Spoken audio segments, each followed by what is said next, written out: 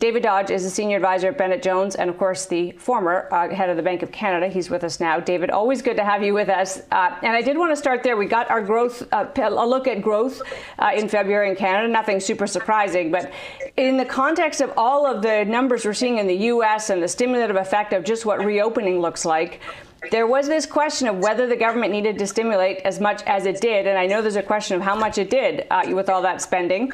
How do you think our budget lands in the middle of the data?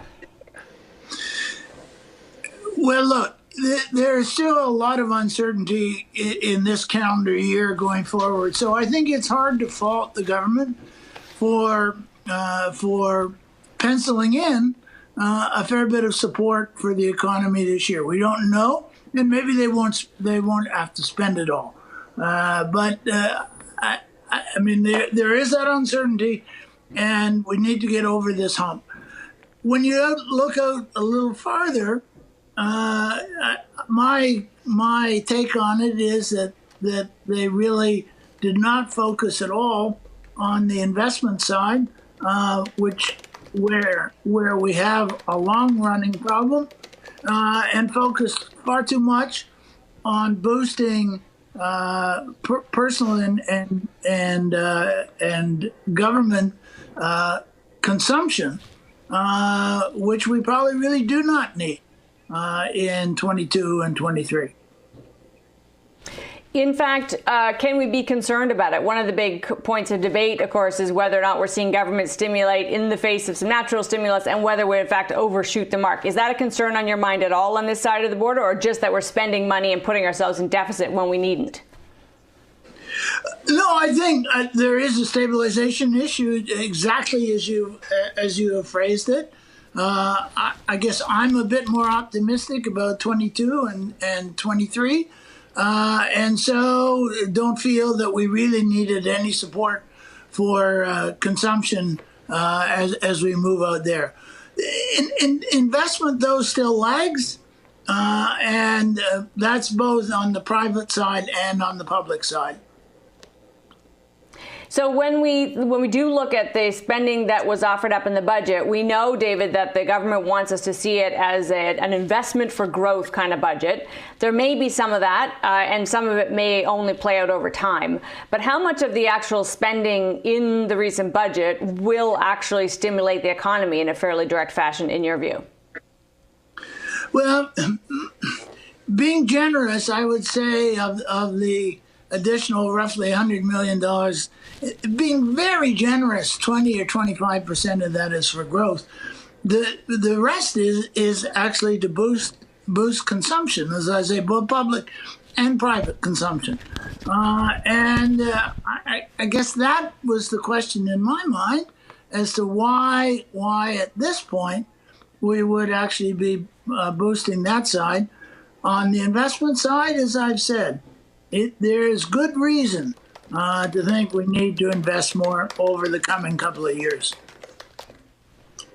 So what would you think that should look like? If we're designing it, what should that investment be shaped as? Well, broadly speaking, let me just do broad speaking.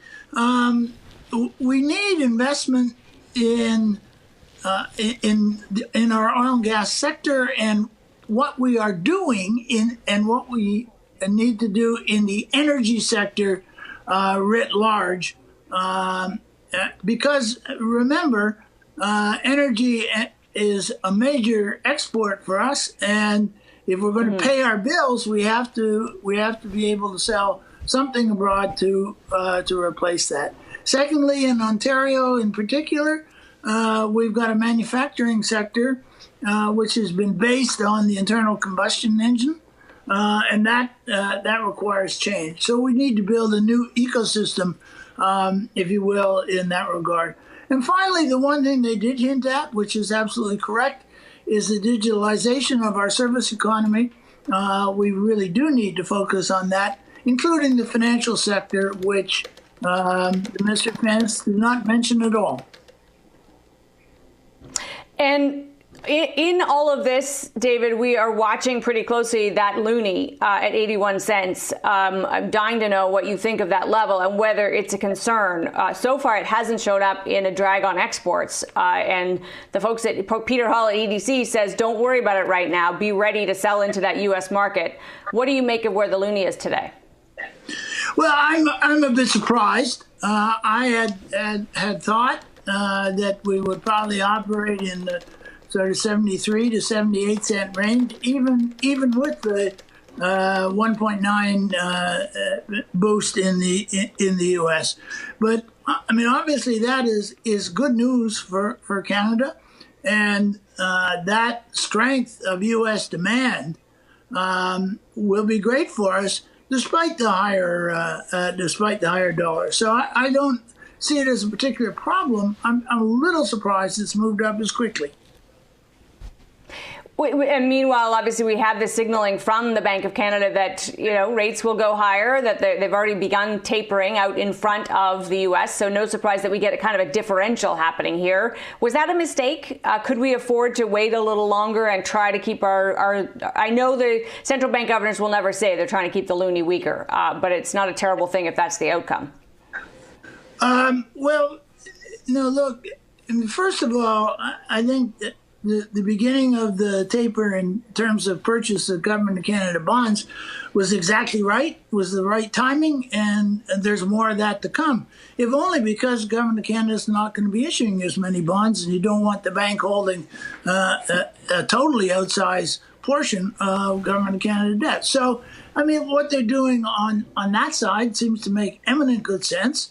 And I would expect, actually, despite the fact that the chairman has not said so in the U.S., I would expect that the Fed will begin to do the same as we go forward.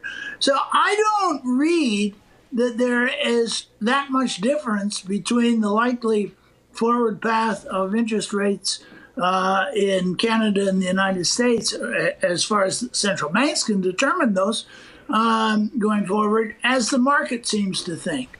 I think both central banks are operating very sensibly, and whatever words they put around it, essentially we've got central banks that are flexible inflation targeters. The U.S.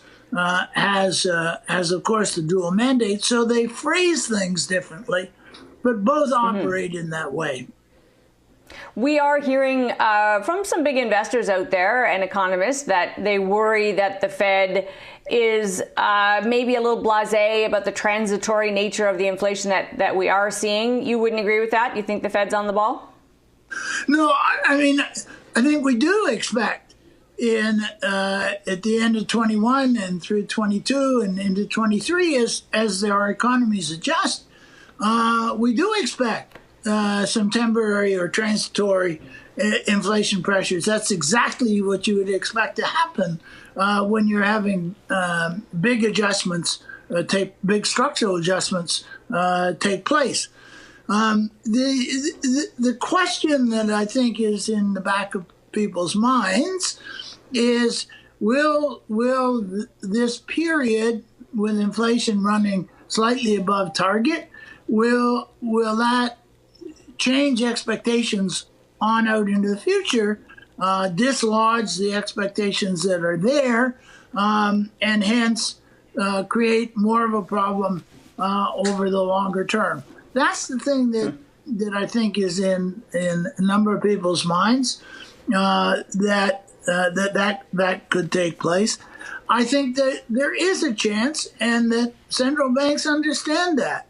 And I have faith in both of our central banks in Canada and the United States that they understand perfectly well that problem and will address it in a timely fashion as needs be in 22 and 23.